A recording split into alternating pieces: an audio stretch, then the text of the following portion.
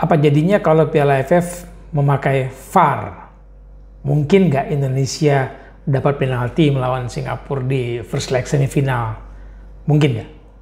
Pelanggaran terhadap Ricky pastilah ya.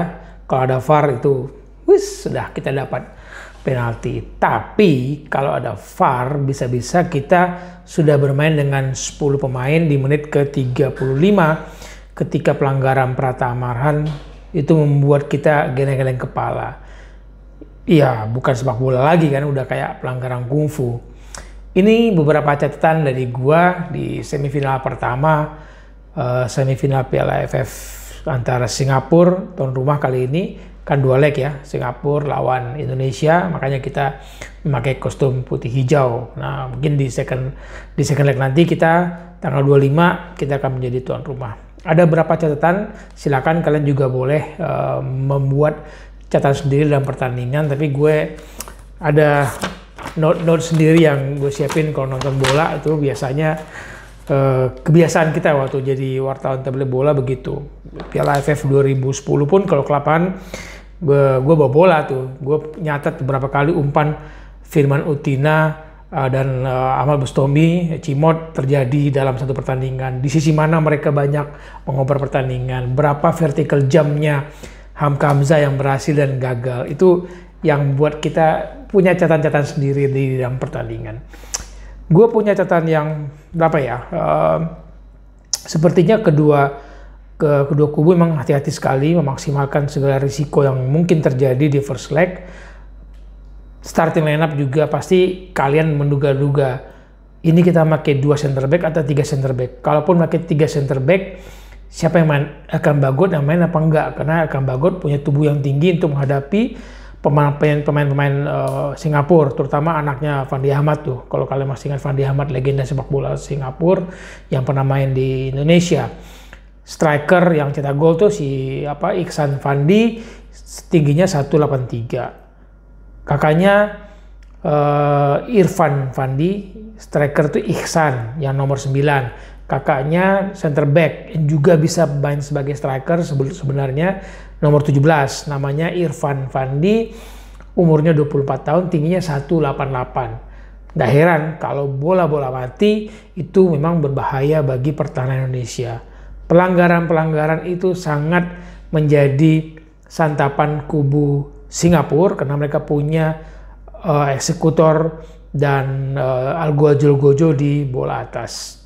Kalau kita menduga Elkan Bagot akan menjadi menara bagi pemain-pemain tinggi atau ancaman sundulan-sundulan bola mati setelah pelanggaran di daerah pertahanan Indonesia, kita salah. Elkan Bagot bermain setelah situasinya menurut Sintayong layak dimainkan dan dia masuk menggantikan siapa ya?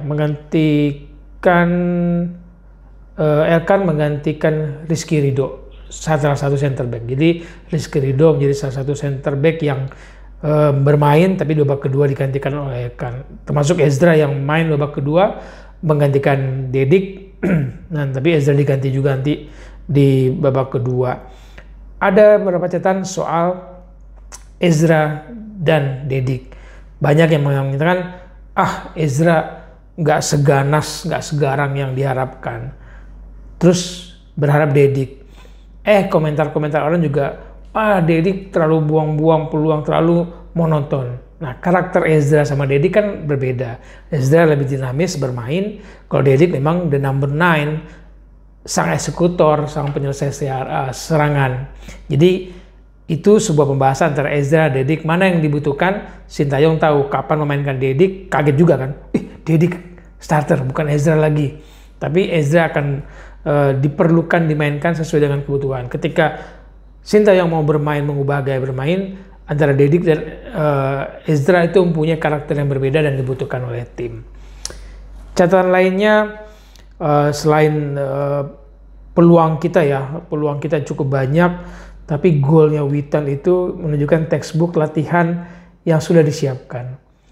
Dalam beberapa program latihan, pelatih itu selalu bikin sebuah kasus kejadian, kalau situasi begini akan terjadi begini. Dalam situasi yang tertentu, pemain akan disuruh begini. Nah, seringnya kejadian yang di latihan itu ketika mereka persiapkan terjadi di dalam pertandingan, pemain lupa mau ngapain. Pemain tuh yang harusnya dia lari, dia malah nahan. Yang harusnya dia oper, dia malah giring bola. Itu yang harusnya dia tendang, dia malah mungkin delay. Situasi yang disiapkan di latihan ketika dihadapkan pada pertandingan dan persis gitu ya. Wah, ini kejadian yang di lapangan nih. Nggak pas latihan, nggak semudah itu memang diterapkan pas pertandingan. Tapi golnya Witan ini kelihatan sih. Daya juang, kita nggak bisa remehkan lah, daya juang Asnawi luar biasa. Udah terjatuh tapi dia lari lagi, nggak ngejar bola, dan dia tahu nih tektokannya dengan Witan menunjukkan mereka punya pemahaman akan textbook yang dipelajari, dan pas cutbacknya umpan dari Asnawi itu menunjukkan mereka sudah saling mengenal, dan itu terjadi dalam proses latihan. Dan ketika momentum itu, situasi itu mereka temukan dalam pertandingan, mereka nggak lupa. Nah, ini catatan yang cukup bagus, nggak sia-sia latihan itu disiapkan oleh tim pelatih. Tadi soal VAR ya, kalau andainya ada VAR, mungkin kita dapat penalti pelanggaran terhadap Ricky, tapi mungkin menit 35 kita sudah bermain dengan 10 orang. Catatan lainnya, tadi gue sudah melihat bahwa pemain kita bermain untuk menang, press terus. Mereka bermain untuk menang, press, dan tidak mudah membuang bola. Meskipun gol lawan terjadi karena serangan balik, kita kehilangan kontrol akan bola, serangan balik itu menjadi gol yang membuat kubu Singapura bangkit lagi. Babak kedua itu rasanya tipis lah milik Singapura. Nah, gol itu ya serangan balik Dewangga tergelincir, menunjukkan sedikit detail pertandingan ketika kita gagal menguasai mengantisipasinya, hukuman itu bisa berbuah gol, dan itu dimanfaatkan dengan baik oleh kubu Singapura. Mundur lagi deh di babak pertama. Di babak pertama kita lihat, kita penguasaan bola 50-50, 50-50. Attempt-nya kita lebih bagus. Kita mencoba terus menyerang. Maka tadi gue bilang kita bermain untuk menyerang. Kita ngepres terus. Kita melepaskan 5 tembakan, satunya target. Singapura cuma 3 tembakan di babak pertama. Akurasi passing juga mana? Waktu kita melihat tim ini disiapkan oleh Sintayong sampai persiapan ke Turki, itu kan passingnya membuat kita geleng-geleng kepala. Ini timnas apa? Aduh, pantas gak mereka bermain untuk timnas dengan akurasi passing yang begitu? Nah, di babak pertama akurasi passing kita 71%. Tadi gue bilang kita nggak boros buang bola.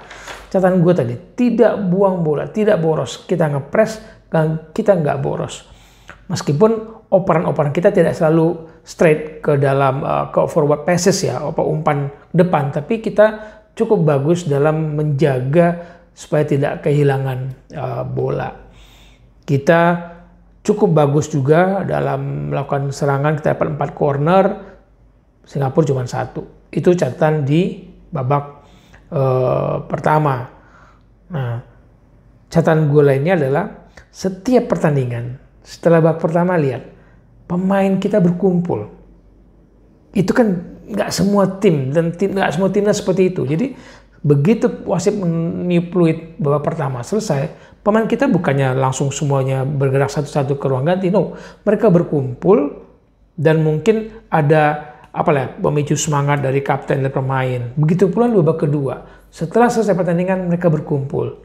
Sebuah suasana yang mungkin bisa ditiru oleh tim-tim lainnya, bahwa selesai bertanding jangan dulu terpencar-pencar, menyatu dulu. Menyatu seperti ibaratnya membulatkan kebersamaan bahwa kita sudah berjuang, terima kasih, belum selesai, babak kedua ada lagi sebelum masuk ke ruang ganti menerima arahan dari pelatih. Ini sebuah karakter yang cukup bagus kalau gue lihat. Nah, catatan lainnya tadi gue udah menyebut putra-putranya si Fandi Ahmad akan berbahaya nanti di second leg. Lalu apakah kita akan lihat lagi nanti dalam catatan ini Evan Dimas kembali menjadi pemain yang menentukan.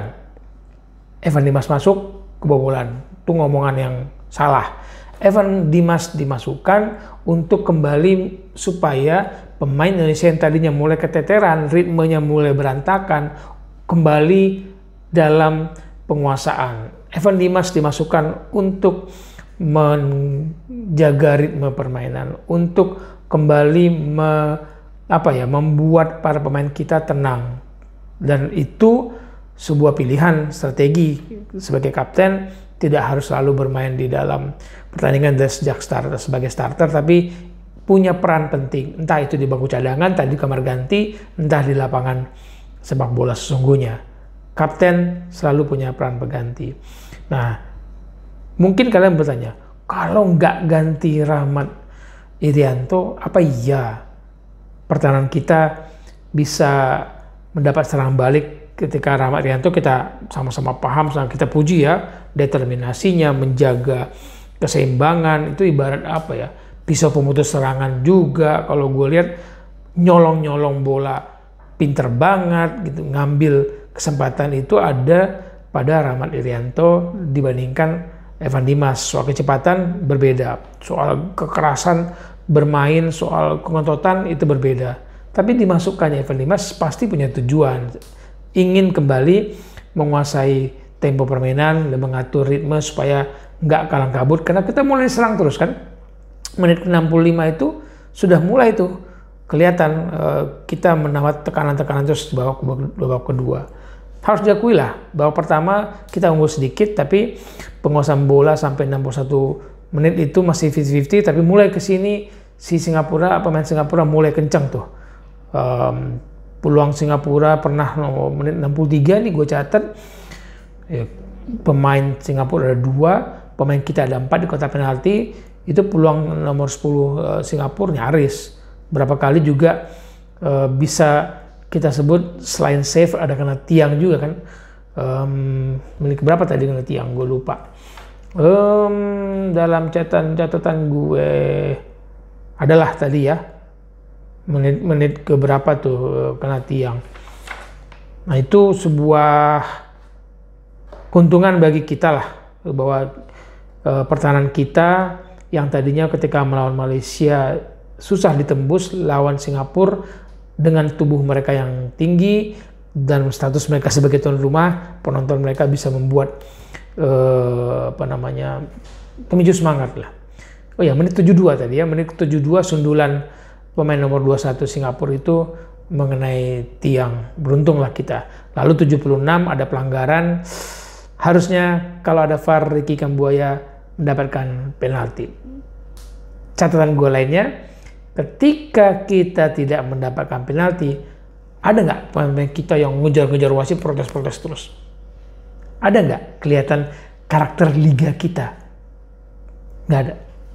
Dan ini harus kita apresiasi, harus kita berikan pujian kepada teman-teman kita. Fokus pada tugasmu di lapangan. Wasit sudah tidak memberikan penalti, kenapa harus ngotot mengganggu wasit dan kemudian mengganggu irama permainan sendiri, mengganggu konsentrasi kita sendiri?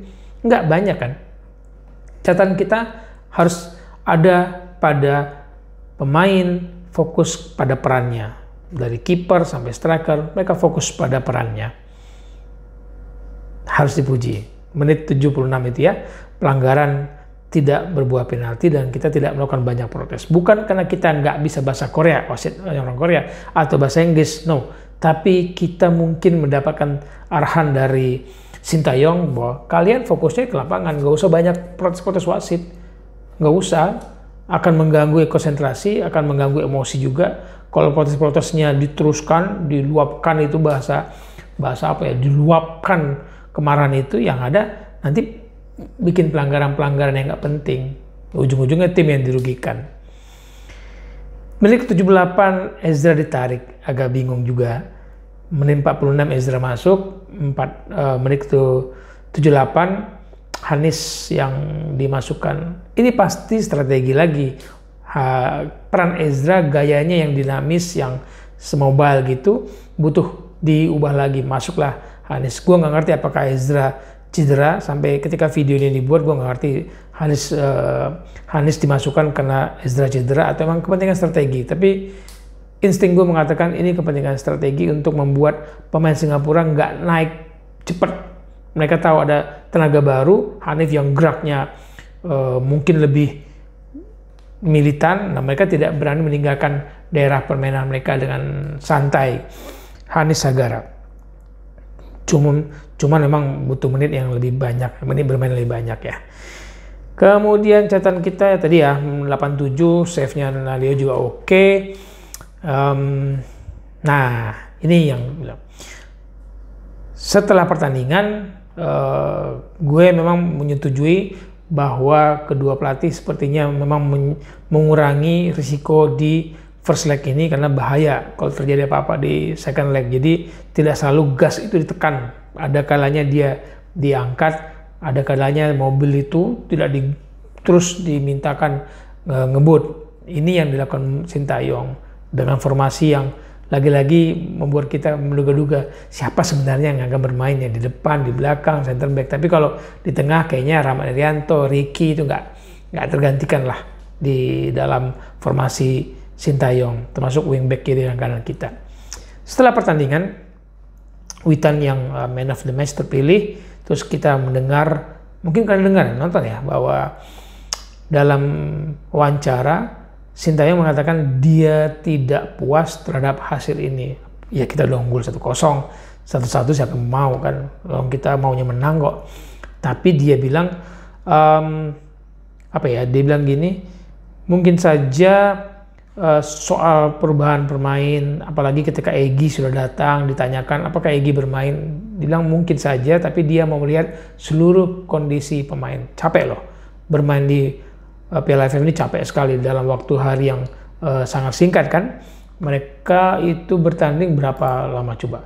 Sangat sedikit ininya istirahatnya kan. Tanggal 25 udah main lagi. Sekarang tanggal 22, 3 hari. 3, 24, 25 udah main lagi. Begitupun di kualifikasi, di fase grup kan, ketika ini mana tanggal 9 kita menghadapi Kamboja, lalu tanggal 12 menghadapi Laos, terus tanggal 15 menghadapi Vietnam, tanggal 19 menghadapi Malaysia, tanggal 22 agak lama sedikit lah, 20, 1, 22, 3 hari, sama 3 hari lah menghadapi Singapura. Butuh pemain yang benar-benar kondisi fit untuk bermain kayak tadi, main press terus, itu butuh kondisi fit. Egy datang, apakah Egy dibutuhkan? Sintayong mengatakan mungkin saja, tapi dia akan lihat dulu kondisi Egy yang baru datang, baru nyampe, dan lihat juga kondisi tim lainnya, apakah ada pemain yang butuh istirahat di second leg ini untuk digantikan oleh Egy. Sebuah jawaban yang diplomatis. Lalu pertanyaan lainnya, dia memang mengatakan ada momentum, ada situasi yang tidak berjalan sesuai dengan harapannya dalam pertandingan itu. Jadi dia akan mengevaluasi bersama seluruh staf pelatih tim nasional Indonesia. Sintayong akan melihat di mana momen-momen yang menurut dia tidak berjalan sebagaimana mestinya, dan dia akan melakukan evaluasi terhadap itu. Menariknya kan kita akan tunggu tuh evaluasi Sintayong di first leg ini dengan perubahan apa nanti yang akan diberikan di second leg. Kalau pelatih Singapura yang asal Jepang mengatakan pemain kami gugup di babak pertama, mereka bermain lebih bagus di babak kedua. Oke lah. Tapi yang kita tunggu nanti adalah ketika Sintayong mengatakan ada momentum yang harus diperbaiki, ada fase-fase kejadian yang tidak sesuai dengan harapannya, tidak sesuai dengan mungkin yang dipersiapkan pas latihan, dia akan mengubah itu. Itu beberapa catatan gue dari first leg semifinal Piala AFF antara Singapura versus Indonesia. Tadi gue bilang kita ngepres, kita nggak nggak buang-buang bola, tidak terlalu panik ketika ditekan dan tidak boros buang bola, cukup santai. Cuman ada note gue, jangan terlalu sering melepaskan bola lurus di arah dari kotak penalti itu terlalu dekat. Bukannya kita nggak mau melihat pemain kita main bola pendek, tapi kalau bisa janganlah terlalu sering, terlalu percaya bahwa kita melepaskan bola straight, bola lurus di depan mulut gawang itu operan dari kiper kita, atau bola-bola diagonal motong yang bisa kemudian menjadi senjata langsung ke jantung pertahanan Indonesia. Gue lihat agak deg-degan tadi operan-operan dari kiper kita, kemudian dari back-back kita di tengah-tengah daerah permainan depan kotak penalti. Kalian punya catatan apa dalam pertandingan ini? Silakan. Tapi di babak kedua, di second leg nanti kita lihat nanti ya perubahan yang dilakukan oleh kubu Singapura. Kayaknya dua anak Fandi Ahmad itu benar-benar berbahaya deh, Irfan dan Ihsan. Irfan Fandi 24 tahun dan Ihsan Fandi 22 tahun yang udah nggak main lagi di Liga Norwegia, ternyata dia main di Liga Thailand. Itu sorotan catatan gue di What with West soal first leg semifinal. Silakan pendapat kalian, silakan analisa kalian, komentar kalian, yuk kita berdiskusi, berikan catatan-catatan yang menurut kalian ini menjadi momentum bagi kalian untuk menganalisa performa tim nasional. Kalau gue, kita bermain ngepres terus, tapi ini butuh stamina yang tidak sedikit, tidak mudah. Moga-moga kita tidak kehabisan bensin di second leg. Terus kita juga punya karakter yang tidak mudah buang bola, tidak mudah melepaskan penguasaan bola dengan buru-buru melepaskan bola ke depan dari pertahanan, bola-bola pendek ke depan, enak dilihatnya, percaya diri, tik-tak operan-operan mereka itu seperti sudah menunjukkan tim yang berpengalaman, padahal timnya muda banget ya, dibandingkan dengan Singapura yang rata-rata 28 tahun, tim tertua di Piala AFF ini. Oke, gitu dari gua, sampai ketemu lagi di pembahasan What with West lainnya.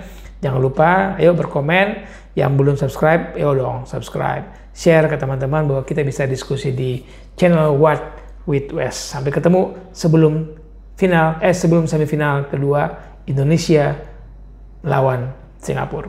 Salam bola untuk kebaikan.